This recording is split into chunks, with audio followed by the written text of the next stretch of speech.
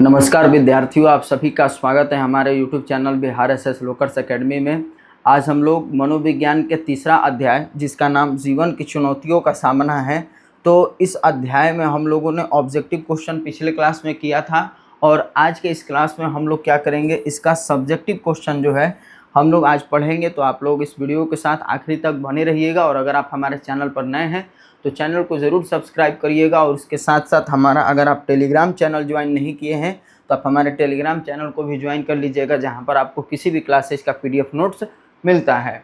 तो आइए हम लोग आज के क्लास को स्टार्ट करते हैं और आज हम लोग सब्जेक्टिव क्वेश्चन जो है पढ़ने वाले हैं। तो आज का पहला नंबर सब्जेक्टिव क्वेश्चन हम लोग देखेंगे जिसमें बताया गया है कि अच्छे आहार से आप क्या समझते हैं। बहुत ही इंपॉर्टेंट क्वेश्चन है, ये 2 नंबर वाले प्रश्न में पूछा गया है प्रश्न। तो अच्छा आहार क्या होता है, तो मानव के जीवन में बचपन से बुढ़ापे तक के दिनों में शारीरिक स्थिति के अनुसार, यानी हम लोग वैज्ञानिक तरीके से जो आहार लेते हैं उसी पोषक तत्व को हम लोग क्या कहते हैं, अच्छा आहार कहते हैं। तो अगर आपसे कभी भी एग्जाम में पूछ दे कि अच्छा आहार क्या है, तो आपको इसी तरीके से बना के अपने भाषा में भी लिखना है। जरूरी नहीं है कि यही सेम छाप देना है, आप अपने अनुसार भी अच्छे आहार के बारे में लिख सकते हैं। दूसरा क्वेश्चन में पूछा है कि अच्छे स्वास्थ्य से आपका क्या तात्पर्य है, या इसी को हम लोग अगर दूसरा तरीके से प्रश्न बनाएं तो वो आपका सकारात्मक स्वास्थ्य हो जाता है कि सकारात्मक स्वास्थ्य किसे कहते हैं। तो इसका उत्तर होगा कि हमारे जीवन में सकारात्मक स्वास्थ्य का बहुत महत्व है। एक सुखी जीवन के लिए जो है शारीरिक, मानसिक, सामाजिक एवं आध्यात्मिक रूप से स्वस्थ रहने की आवश्यकता है। सकारात्मक स्वास्थ्य के लिए सिर्फ यह जरूरी नहीं है कि व्यक्ति रोगमुक्त हो और उसमें दुर्बलता का अभाव हो, बल्कि यह उनके शारीरिक, मानसिक स्वास्थ्य पर निर्भर होता है।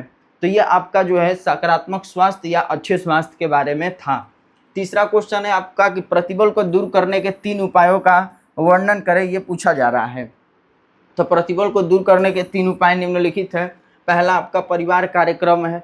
इसमें बताया गया कि प्रतिबल के समाधान कौशलों के अध्ययन से पता चलता है कि परिवार कार्यक्रम से प्रतिबल को नियोजित किया जा सकता है तथा उसके हानिकारक प्रभाव से पीड़ित व्यक्तियों को बचाया जा सकता है। मतलब हम लोग जैसे प्रतिबल का समाधान चैप्टर में पढ़े थे, जिसमें हम लोगों ने कार्योन्मुख समाधान देखा था और भी 2 अलग अलग तरह के समाधान के बारे में हम लोगों ने पढ़ा था। लेकिन यहाँ पर हम जब प्रश्न उत्तर की बात करेंगे तो इसमें हम परिवार कार्यक्रम हो गया, व्यवसायिक सहारा हो गया, संज्ञान में परिवर्तन हो गया, ये सभी तरह के उपायों का प्रयोग करके हम प्रतिबल से क्या करेंगे, पीड़ित व्यक्ति को बचाने का कोशिश करेंगे। या जो प्रतिबल किसी व्यक्ति में उत्पन्न है तो वो इन उपायों का उपयोग करके अपने प्रतिबल से छुटकारा पा सकता है। तो पहला परिवार कार्यक्रम था। दूसरा अगर हम लोग देखेंगे तो व्यवसायिक सहारा है। इसमें बताया गया है कि अगर जो प्रतिबल से पीड़ित व्यक्ति है तो उसको किसी व्यवसाय या कार्य में लगा देने पर उसका ध्यान जो प्रतिबल उत्पन्न करने वाली समस्या से हट करके उसका ध्यान जो काम में लग जाता है, जिससे उसे कई हद तक जो राहत महसूस होती है। तो दूसरा उपाय हमारा क्या है, व्यवसायिक सहारा, यानी उसको व्यवसाय में किसी काम में लगा देंगे तो उसका मन और ध्यान काम में लगने लगेगा ज़्यादा, तो वो स्ट्रेस को ज़्यादा सोचेगा नहीं, स्ट्रेस में ज़्यादा डूबेगा नहीं। तो ये उसके प्रतिबल से हम लोग बचाने का दूसरा उपाय का प्रयोग कर सकते हैं, यानी व्यवसायिक सहारा, यही बताया गया है इसमें। तीसरा है संज्ञान में परिवर्तन, जिसमें बताया गया कि प्रतिबल को दूर करने के लिए संज्ञान में परिवर्तन लाना भी आवश्यक होता है। लेकिन जब व्यक्ति परिस्थिति के अनुकूल अपने संज्ञान में परिवर्तन लाता है तो उसे बहुत हद तक प्रतिबल से छुटकारा मिलता है। तो ये हो गया हमारा प्रतिबल का तीसरा उपाय। ठीक, तो इसे आप लोग जरूर ध्यान में रखिएगा। नेक्स्ट क्वेश्चन है कि यूस्ट्रेस क्या है। तो इसका उत्तर होगा कि सकारात्मक घटनाओं से उत्पन्न तनाव को यूस्ट्रेस कहा जाता है। जैसे नौकरी में प्रमोशन, उसके बाद डरावनी फिल्म में नई नौकरी शुरू करना, उच्च कुल में शादी होना, तो ये सब हमारा क्या कहलाता है, यूस्ट्रेस कहलाता है।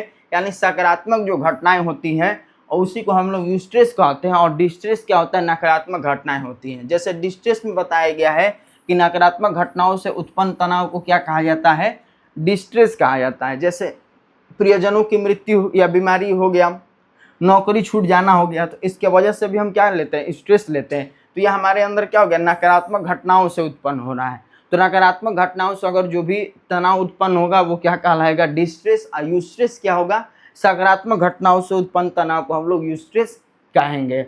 अगला क्वेश्चन है कि प्रतिबल क्या है, कितने प्रकार के होते हैं, वर्णन करें। ये 5 नंबर वाले में आप लोगों से पूछा जाता है और इम्पोर्टेंट भी है, तो VVI करके आप लोग जरूर याद रखिएगा प्रतिबल क्या होता है यानी स्ट्रेस, यह शब्द जो है इसकी उत्पत्ति लैटिन भाषा के जो अस्टिट्यूस जो शब्द है उससे हुई है, जिसका अर्थ होता है जकड़ना या कसा हुआ। और प्रतिबल परिस्थिति व्यक्ति में घातक या हानिकारक आशंका के भाव क्या करते हैं, उत्पन्न करते हैं। अब प्रतिबल की अगर हम लोग बात करेंगे कि यह कितने प्रकार की होती है, तो यह 3 प्रकार का होता है। वातावरणीय प्रतिबल, वातावरणीय प्रतिबल में क्या आता है आपका तो आता है विध्वंसक घटनाएं या प्राकृतिक आपदाएं आ जाता है, जिसमें हम लोग देखते हैं कि जो मानव के जीवन में स्ट्रेस उत्पन्न होता है तो उसमें हमारा प्राकृतिक आपदाओं का भी योगदान है, क्योंकि जब अचानक से कोई प्राकृतिक आपदाएं घटित हो जाती है, जैसे भूकंप, बाढ़, सुनामी, ठीक ना, अकाल, मतलब अलग अलग तरह के जो प्राकृतिक आपदाएं अगर घटित होती हैं तो उससे मनुष्यों को क्या होता है, कष्ट होता है। और उसके जो है संपत्ति का, उसके घर बार का जो है ना मतलब कि बाढ़ आता है तो उसमें डूबने का खतरा हो गया, भूकंप आ गया तो उसमें घर उनका गिर जाता है तो संपत्ति का उनको नुकसान होता है। तो उसमें जो व्यक्ति होते हैं वो स्ट्रेस का अनुभव करने लगते हैं कि फिर अपने आगे का जीवन कैसे चलाएंगे। तो इसमें भी जो है उनको स्ट्रेस उत्पन्न होने लगता है। तो कहीं ना कहीं प्राकृतिक आपदाएं भी क्या करता है, व्यक्ति में प्रतिबल उत्पन्न करता है। तो ये हमारा वातावरणीय प्रतिबल के अंतर्गत आता है। जब हम लोग देखेंगे मानव निर्मित आपदाएं, तो इसमें बताया गया है कि मनुष्यों की गलतियों की वजह से या मनुष्यों के द्वारा जो है सड़क बांध हो गया इन सब को बनाने के बाद जो इनसे गलतियां होती है जिससे उसकी क्षति पहुंचती है और लोगों को नुकसान होता है, तो वो मानव जनित आपदाओं के अंतर्गत आता है, जिसमें भी व्यक्ति में क्या होता है, स्ट्रेस का अनुभव होता है। मानव जनित आपदाओं में जो पृथ्वी हो गया उस पर प्रदूषण का फैलना हो गया, अत्यधिक शोरगुल करना हो गया, भीड़ ज़्यादा करना, तो ये सब भी क्या करते हैं, स्ट्रेस को जन्म देते हैं। तो ये हमारा क्या हो गया, वातावरणीय प्रतिबल के अंतर्गत आएगा। दूसरा हमारा सामाजिक प्रतिबल है, जिसमें बताया गया है कि समाज में या सामाजिक जीवन में कई व्यक्तिगत घटनाएं होती है जो हम में प्रतिबल उत्पन्न करती है और जिसके कई घातक जो प्रभाव या परिणाम देखने को मिलते हैं। तो यही हमारा क्या होता है, सामाजिक प्रतिबल कहलाता है। जैसे भाई भाई में संपत्ति को लेकर के झगड़ा हो गया, आस पड़ोस में जो है अनबन हो गया, मनमुटाव हो गया, विवाह जो मतलब होना था जिससे उससे विवाह नहीं हुआ, किसी मतलब कि प्रियजन का मृत्यु हो गया। तो ये सब क्या होता है कि सामाजिक प्रतिबल के रूप में उत्पन्न होता है, जिनके वजह से हम क्या करते हैं, स्ट्रेस ले लेते हैं इन सब परिस्थितियों की वजह से। तो ये सब हमारे सामाजिक प्रतिबल के अंतर्गत आता है। और अगर हम मनोवैज्ञानिक प्रतिबल की बात करेंगे तो इसमें बताया गया है कि प्रतिबल के जो स्रोत है, कुंठा, संघर्ष और दबाव, और इन स्रोतों की वजह से जो है जो प्रतिबल उत्पन्न होता है उसी को क्या कहा जाता है, मनोवैज्ञानिक प्रतिबल कहा जाता है। तो यही 3 तरह के प्रतिबल हैं जिसको मैंने आपको आराम से अपने भाषा में बताया। आप अपने भाषा में लिखिएगा ज़रूर और 5 नंबर जो आपको अवश्य मिलेगा। इसके बाद अगला क्वेश्चन है कि जीवन शैली क्या है। तो जीवन शैली क्या होता है, तो व्यक्ति के निर्णय तथा व्यवहारों का प्रतिरूप जीवन शैली कहलाता है, जो व्यक्ति के स्वास्थ्य तथा जीवन की गुणवत्ता को निर्धारित करता है। इसके बाद अगला क्वेश्चन है कि सामाजिक तनाव का वर्णन करें।